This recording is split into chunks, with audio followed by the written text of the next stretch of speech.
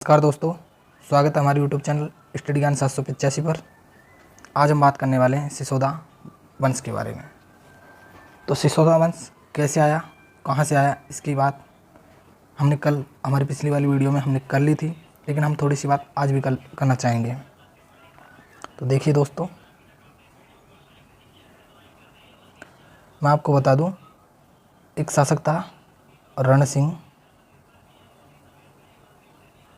इसे ही कर्ण सिंह कहते हैं।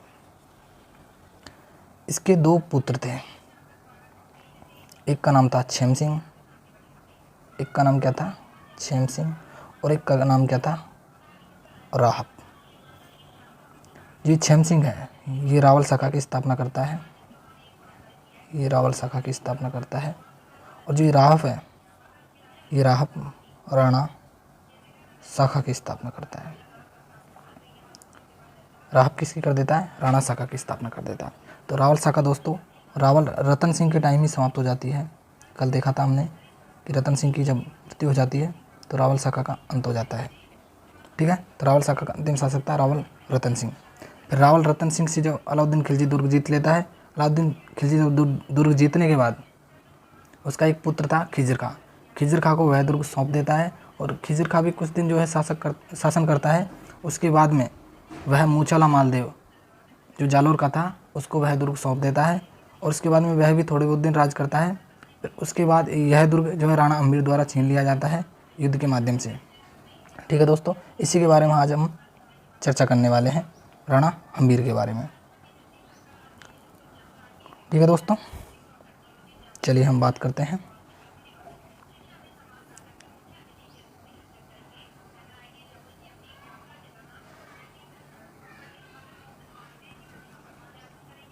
हम बात करते हैं सिसोदिया वंश के बारे में। तो सिसोदिया वंश का जो पहला शासक आता है वह आता है राणा हम्बीर। राणा हम्बीर का शासनकाल 1326 से 1364 तक रहा। यह सिसोदा ठिकाने के जागीरदार रहे। इसने 1326 में चित्तौड़ पर अधिकार कर गुहिल वंश की पुनः स्थापना की। ये फैक्ट आपके लिए बहुत ज़्यादा इंपॉर्टेंट है कि गुहिल वंश की पुनः स्थापना किसने की, तो वह की थी राणा हम्बीर ने। ठीक है दोस्तों, राणा हम्बीर का दादा था लक्ष्मण सिंह। यह अलाउद्दीन खिलजी के विरुद्ध लड़ते हुए वीरगति को प्राप्त हो गया था। ठीक है दोस्तों, राणा हम्बीर को मेवाड़ का उद्धारक भी कहा जाता है। अब हम बात करें मेवाड़ का उद्धारक क्यों कहा जाता है, तो मेवाड़ का उद्धारक इसलिए कहा जाता है दोस्तों, जब रावल रतन सिंह की मृत्यु हो गई थी तो रावल शाखा का अंत हो गया था। तो रावल शाखा का अंत होने के बाद में जो चित्तौड़ का शासक है जिसने सिसोदा गांव बसाया था राहब ने, उसी का वंशज आगे चल के चित्तौड़ को पुनः विजित करता है। इसी प्रकार इसे मेवाड़ का उद्धारक कहा जाता है दोस्तों। यदि हम आगे बात करें कीर्ति स्तंभ प्रशस्ति, कीर्ति स्तंभ प्रशस्ति में इसे विषम घाटी पंचानन की संज्ञा दी गई है। मतलब विषम परिस्थितियों में भी शेर के समान शासक बताया है। ठीक है दोस्तों, यदि हम इसके युद्ध के बारे में बात करें कि इन्होंने किससे युद्ध किया था, ये महत्वपूर्ण युद्ध है दोस्तों, सिंगोली का युद्ध जो बांसवाड़ा में हुआ था। सिंगोली का युद्ध कहाँ होता? बांसवाड़ा में। किस किस के मध्य हुआ था? तो मोहम्मद बिन तुगलक और राणा हम्बीर के मध्य हुआ था, जिसमें राणा हम्बीर की क्या हुई थी दोस्तों? जीत हुई थी। दोस्तों मैं आपको एक बात और बताना चाहूँगा कि जो वीर राजा की उपाधि है, जो वीर राजा की उपाधि है, वीर राजा की उपाधि, इनकी एक उपाधि और मिलती है वीर राजा की उपाधि। वीर राजा की उपाधि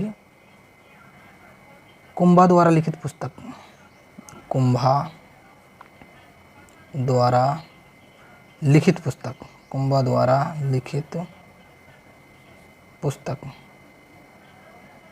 कुंभा द्वारा लिखित पुस्तक रसिक प्रिया में मिलती है। किस में मिलती है? रसिक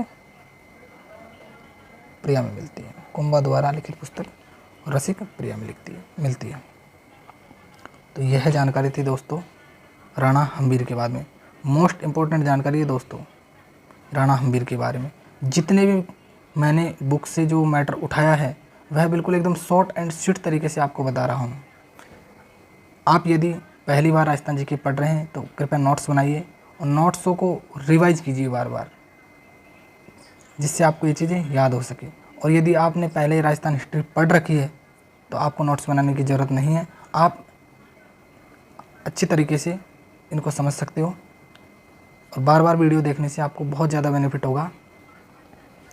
ठीक है दोस्तों, यदि आप हमारे चैनल पर नए हो तो चैनल को सब्सक्राइब ज़रूर करें और अपने दोस्तों में इस वीडियो को शेयर करें, और आपको पसंद आए वीडियो तो इसको लाइक ज़रूर करें। चलिए हम आगे बढ़ते हैं। अब बात करते हैं हम राणा लाखा की। तो राणा लाखा का शासनकाल 1382 से 1421 रहा दोस्तों। 1382 में राणा लाखा शासक बनते हैं और इनकी जो पत्नी थी, पत्नी का नाम था हंसाबाई, जो मारवाड़ के रणमल की बहन थी। मारवाड़ का रणमल था, उसकी क्या थी, बहन थी। लाखा का जो योग्य पुत्र था चुंडा। चुंडा को भीष्म पितामह कहा जाता है। कहाँ का, राजस्थान का। यदि आपसे प्रश्न पूछे एग्जाम में कि राजस्थान का भीष्म पितामह किसे कहा जाता है, तो वह कहा जाता है दोस्तों मेवाड़ के राव चुंडा को। किसको, मेवाड़ के राणा चुंडा को।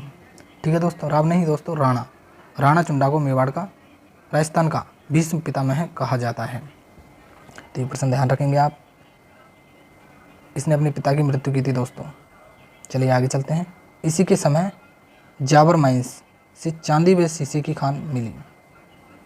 इसी के समय चांदी की सबसे बड़ी खान मिली थी दोस्तों। चांदी व शीशे की सबसे बड़ी खान मिली कहाँ से, जाबर से। जाबर कहाँ पड़ता है, उदयपुर में। इस समय एक बंजारे ने पिछोला झील का निर्माण करवाया। इन्हीं के समय पिछोला झील का निर्माण हुआ, और वह किसने बनवाया, एक बंजारे ने पिछोला झील का निर्माण करवाया। बदनौर के निकट युद्ध में नासिरुद्दीन तुगलक को परास्त किया। राणा लाखा ने बदनौर पड़ता है दोस्तों भीलवाड़ा में। कहाँ पड़ता है, भीलवाड़ा में। भीलवाड़ा के निकट युद्ध में नासिरुद्दीन तुगलक को परास्त किया था इन्होंने, तथा हिंदुओं से वसूला जाने वाला तीर्थ कर को समाप्त किया था। ये तीर्थ कर वसूला करता था दोस्तों हिंदुओं से, तीर्थ कर को क्या कर दिया, समाप्त कर दिया। इन्हीं के समय संस्कृत साहित्य के प्रचंड विद्वान झोटिंग भट्ट और धनेश्वर भट्ट हुए। इनके समय के विद्वान कौन से दोस्तों, झोटिंग भट्ट एक है, धनेश्वर भट्ट, ये भी आपको ध्यान रखना है। तो बूंदी के नकली दुर्ग की कथा, यह कथा महाराणा लाखा से संबंधित है और 1382 में राणा लाखा के पिता थे क्षेत्र सिंह, जो बूंदी अभियान में मारे गए थे। उस समय लाखा द्वारा बूंदी दुर्ग को विजित करने की प्रतिज्ञा तो ले ली गई थी, परंतु जब सारे प्रयास करने के बाद भी महाराणा लाखा बूंदी पर विजय नहीं प्राप्त कर पाए, तो उन्होंने मेवाड़ में ही मिट्टी का एक नकली दुर्ग बूंदी के तारागढ़ दुर्ग जैसा बनाकर उसे ध्वस्त करके अपनी प्रतिज्ञा पूरी की। इस नकली दुर्ग की रक्षा के लिए बूंदी के कुंभाहाड़ा ने अपने प्राण दिए। किसने दिए दोस्तों, कुंभाहाड़ा ने अपने प्राण दिए थे इस नकली दुर्ग के लिए। तो आपके आई होप समझ में आई होगी नकली दुर्ग की कहानी। हम आगे बात करते हैं।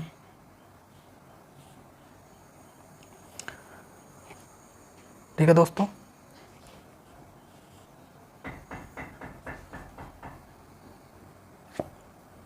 आगे बात करते हैं महाराणा मोकल के बारे में। महाराणा मोकल का जो शासनकाल है वह 1421 से 1423 तक है। जो इनके पिता थे वह थे राणा लाखा, जिसे लक्ष्य सिंह भी कहा जाता है। माता का नाम हंसाबाई मिलता है। संरक्षक थे राव चुंडा, जो हंसाबाई की संदेह करने पर मांडू चले गए थे। जो कहाँ चले गए थे, संरक्षक इनके कौन है, राव चुंडा है, जो हंसाबाई के संदेह करने पर मांडू चले गए थे। 1433 ईस्वी में मोकल ने जिलवाड़ा में चाचा व मेरा और महपा पंवार के साथ मिलकर हत्या कर दी थी। किसकी, मोकल की। मोकल की हत्या कब हुई, 1433 में हुई, जिलवाड़ा में हुई। चाचा व मेरा द्वारा इनकी क्या कर दी गई थी, हत्या कर दी गई थी। और इनके साथ कौन था, एक महपा पंवार भी था।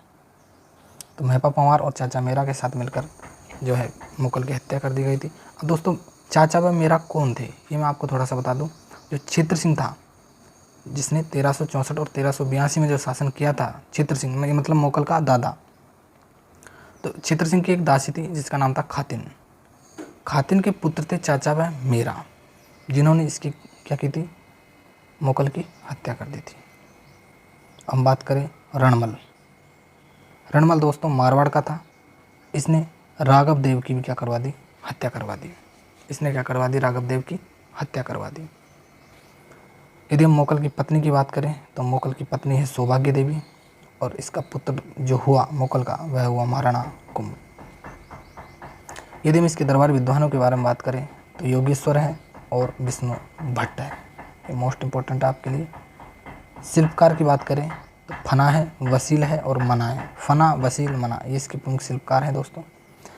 यदि हम इनके निर्माण की बात करें तो समिदेश्वर मंदिर का जो इन्होंने जीर्णोद्धार करवाया था, समिदेश्वर मंदिर का जीर्णोद्धार करवाया था, जिसे त्रिभुवन नारायण मंदिर के नाम से जाना जाता है। किसके नाम से? त्रिभुवन नारायण मंदिर के नाम से जाना जाता है।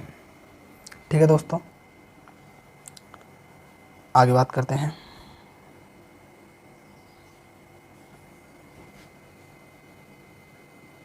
महाराणा कुंभा।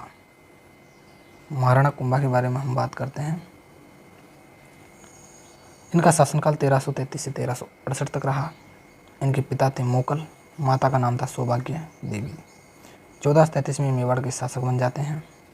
राठौड़ों का मेवाड़ से प्रभाव क्या कर देते हैं? समाप्त कर देते हैं।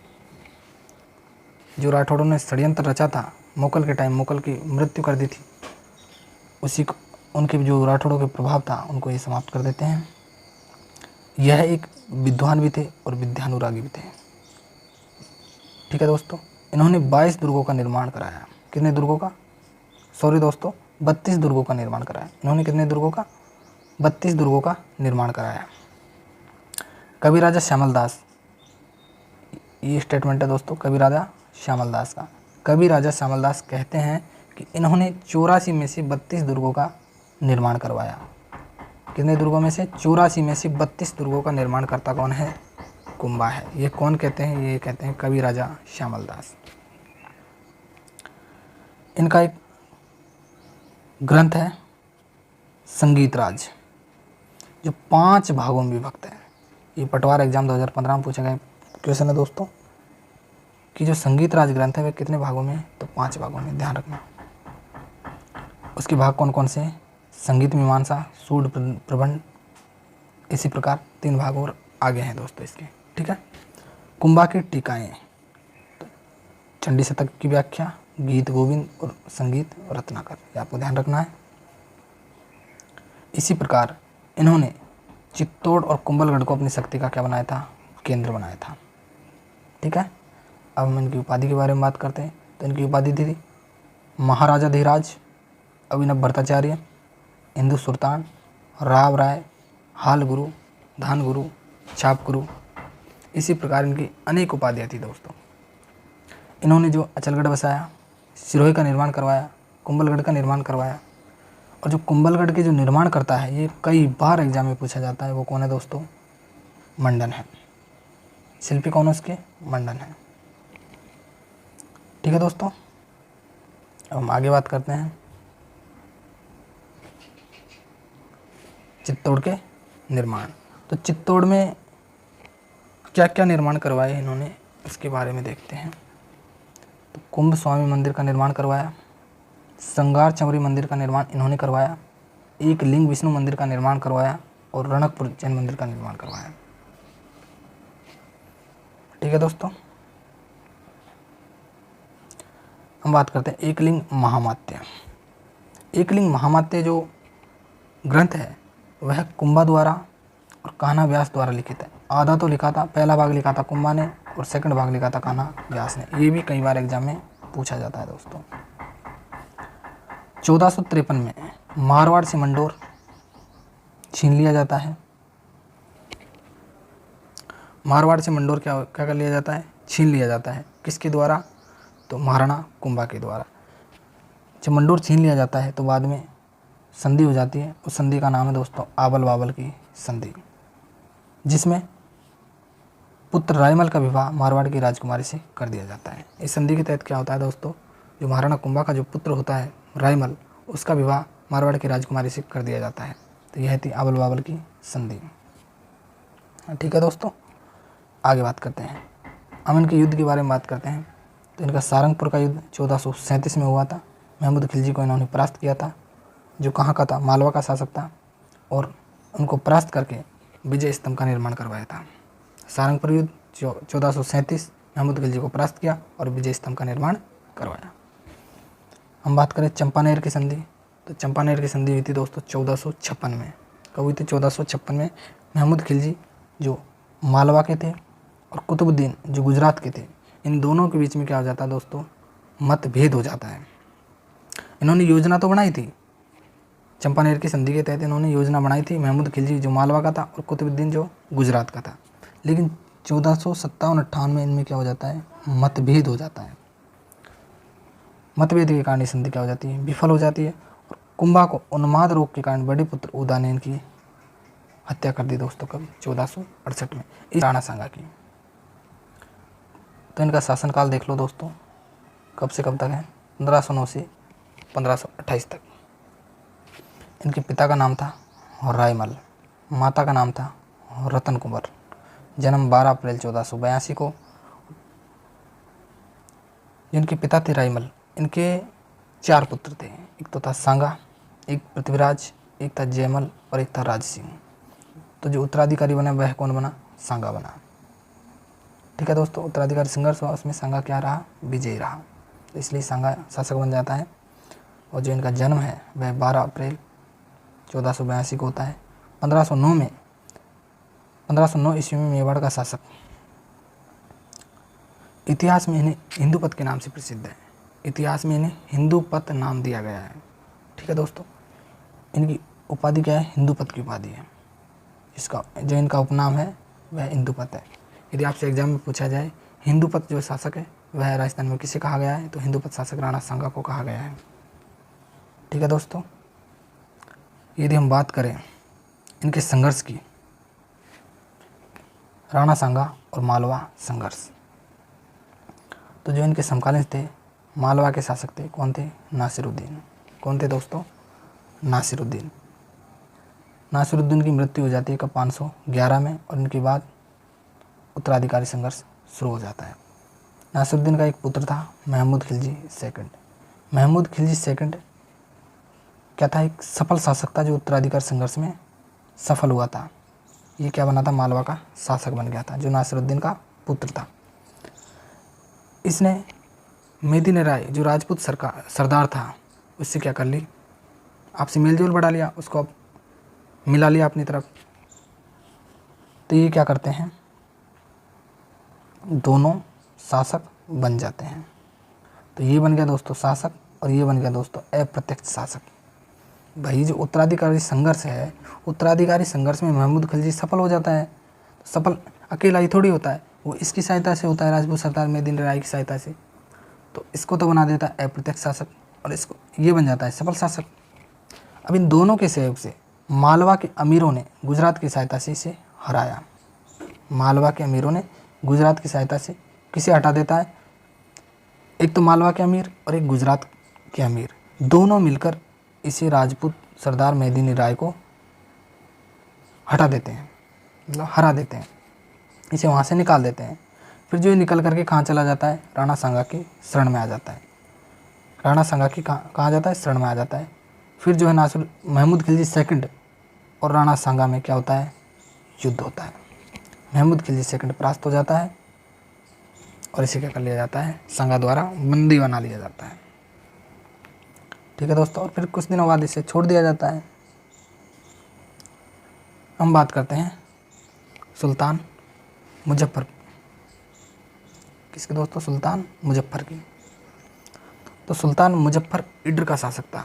यह नागौर पर अपनी विजय जमाना चाहता था, नागौर को प्राप्त करना चाहता था। मतलब सुल्तान जो इड्र गुजरात का था, और इसका जो सहयोग है, जो मुजफ्फर का जो सहयोग है वह कौन करता है?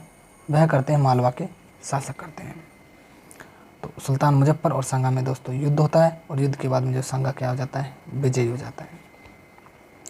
हम बात करते हैं महत्वपूर्ण चीज़, महत्वपूर्ण जो युद्ध हैं जो अक्सर एग्जाम में पूछे जाते हैं आपके लिए, वो मैं लेकर आया हूँ। तो हम बात करते हैं 1517 की। 1517 में दोस्तों खातौली का युद्ध हुआ था। खातौली कहाँ पड़ता है? ये पड़ता है कोटा में। तो ये किस किस के बीच हुआ? तो ये हुआ इब्राहिम लोदी और सांगा के बीच। ये दिल्ली का शासक था इब्राहिम लोदी और सांगा। तो इसमें सांगा क्या हो जाता है? विजयी हो जाता है। सांगा का एक हाथ कट जाता है और इसमें एक पैर कट जाता है। ठीक है दोस्तों, तो खातौली युद्ध 1517। खातौली कहाँ, कोटा में। किस किस के बीच हुआ खातौली का युद्ध, इब्राहिम लोदी और सांगा के मध्य हुआ। इसी प्रकार फिर युद्ध होता है 1518 में, जिसे नाम दिया गया बाड़ी का युद्ध। बाड़ी कहाँ है दोस्तों, धौलपुर में है। बाड़ी कहाँ है, धौलपुर में। किस किस के मध्य होता है, इब्राहिम लोदी की जो सेना है उसके बीच में, इब्राहिम लोदी की सेना के बीच में और सांगा के बीच में। अब दोस्तों ये जो मियाँ मासूफ और मियाँ मासूफ करमूली और हुसैन करमूली, ये जो दो सेनापति है, यह इब्राहिम लोदी की सेना के थे, लेकिन ये सांगा की तरफ आ जाते हैं और सांगा के वो इब्राहिम लोदी के विरुद्ध युद्ध लड़ते हैं। तो हम देखते हैं मियाँ माकन, हुसैन खां, जखस और मियाँ खान खाना। ठीक है दोस्तों, ये तीनों जो सेना के सेनापति है ये इब्राहिम लोदी की तरफ है, और राणा सांगा की तरफ कौन है, मियाँ मासूफ फरमूली और हुसैन फरमूली। युद्ध होता है और सांगा क्या होता है, इसमें विजय हो जाता है। सांगा क्या हो जाता है, विजयी हो जाता है। इसी प्रकार हम बात करें गागरोन के युद्ध। गागरोन का युद्ध हुआ था दोस्तों 1519 में, और गागरोन कहाँ पड़ता है, झालावाड़ में। तो यह महमूद खिलजी और राणा सांगा के बीच में हुआ था। राणा सांगा जीत जाता है। फिर हम बात करते हैं पानीपत का प्रथम युद्ध। 20 अप्रैल 1526 को पानीपत का प्रथम युद्ध हुआ था दोस्तों। कब हुआ था, 20 अप्रैल 1526 को पानीपत का प्रथम युद्ध हुआ था, जिसमें बाबर और इब्राहिम लोदी। अब राणा सांगा नहीं है दोस्तों इस युद्ध में। पानीपत का जो युद्ध हुआ इसमें राणा सांगा नहीं है, ये हुआ था बाबर और इब्राहिम लोदी के बीच में। तो इसमें बाबर क्या जीत जाता है और इब्राहिम लोदी क्या कर जाता है, हार जाता है, और जो बाबर है वह आगरा पर अधिकार कर लेता है। ये ध्यान रखना आप। चलिए आगे चलते हैं। फिर हम आगे बात करते हैं दोस्तों बयाना का युद्ध। किसका दोस्तों, बयाना का युद्ध। बयाना का युद्ध होता है दोस्तों 16 जनवरी 1527 को। कब होता है, 16 जनवरी 1527 को युद्ध होता है स्टार्ट। इसमें सांगा और कौन है, बाबर का सेनापति है मेहंदी ख्वाजा। तो बाबर जीत जाता है इसमें। बयाना का जो प्रथम युद्ध है इसमें बाबर जीत जाता है। फिर बयाना का 1 महीने बाद में फिर वापस युद्ध होता है बाबर और सांगा के बीच में। इसमें सांगा जीत जाता है। तो बयाना का जो युद्ध हुआ था वह 2 बार हुआ था, एक तो 16 जनवरी 1527 को, एक 16 फरवरी 1527 को। पहले युद्ध में बाबर जीत जाता है और जब दोबारा युद्ध होता है उसमें सांगा जीत जाता है। ठीक है दोस्तों, आगे बात करते हैं खानवा के युद्ध के बारे में।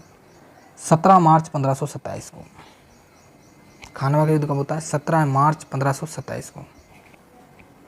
एक तरफ है राणा सांगा और एक तरफ है बाबर। अब जो ये बाबर है, बाबर जो है अपनी तरफ, जो मेवाड़ का एक शासक था, शासक ना कह के इसे सेनापति बोल देते हैं, सहलदी तंवर, क्योंकि शासक नहीं था, ये सेनापति था। सहलदी तंवर को अपनी तरफ मिला लेता है, कौन, बाबर। तो ये जो सांगा की पूरी योजना है, उस सांगा की योजना को बाबर को बता देता है और बाबर क्या है, इस युद्ध को जीत जाता है। ठीक है दोस्तों, तो बाबर की विजय होती है खानवा युद्ध में। और जो सांगा बिल्कुल घायल हो जाते हैं, इनके 80 घाव लग जाते हैं शरीर पर, तो सांगा बिल्कुल एकदम मरमर अवस्था में आ जाते हैं। तो जो सांगा का जो राज चिन्ह धारण करते हैं वह करते हैं झालाज्जा। और जो पाती परवन की जो परंपरा अपनाई थी, पाती परवन दोस्तों ये क्या था, एक सहयोग की नीति थी। जितने भी जो शासक थे, जो अपने राजस्थान के जितने भी शासक थे, वो शासक इसमें भाग लिए थे दोस्तों। अलग अलग जो है अपने राज्यों से आए थे और यहाँ पर जो राणा सांगा का सहयोग किया था इन्होंने। तो ये है पाती परवन की परंपरा। और राणा सांगा की जो मृत्यु हो गई थी 30 जनवरी 1528 को बसवा दौसा में, कालपी गांव के निकट इरिची गांव में। ठीक है दोस्तों, जो 10वीं की बुक्स है वह तो ये बताती है कि जो सांगा की मृत्यु है वह 30 जनवरी 1528 को बसवा दौसा में हो गई। जो बाकी की जो बुक्स है वह ये बताती है कि इनकी जो मृत्यु है वह कालपी के निकट इरिची गांव में हो गई थी। और जो दोस्तों इनकी समाधि है वह है मांडलगढ़। इनकी समाधि कहाँ है, मांडलगढ़ में। और इनकी छतरी भी कहाँ है, मांडलगढ़ में। छतरी का निर्माण किसने करवाया दोस्तों, यह करवाया था अशोक परमार, जो जगनेर का था। अशोक परमार को जगनेर की जागीर किसने दी थी दोस्तों? तो यह भी दी थी राणा सांगा ने। किसने दी थी? राणा सांगा ने। फिर इनकी मृत्यु के बाद जो नया शासक बनता है वह बनता है राणा रतन सिंह। ये प्रश्न पूछा गया है दोस्तों कि जो राणा सांगा की मृत्यु हो जाती है उसके बाद जो है मेवाड़ का शासक कौन बनता है? तो वह बनता है राणा रतन सिंह, ना कि विक्रमादित्य। राणा रतन सिंह के बाद में बनता है दोस्तों विक्रमादित्य। तो ये प्रश्न बार बार पूछा जाता है, आप इसको ध्यान रखिएगा। ठीक है दोस्तों।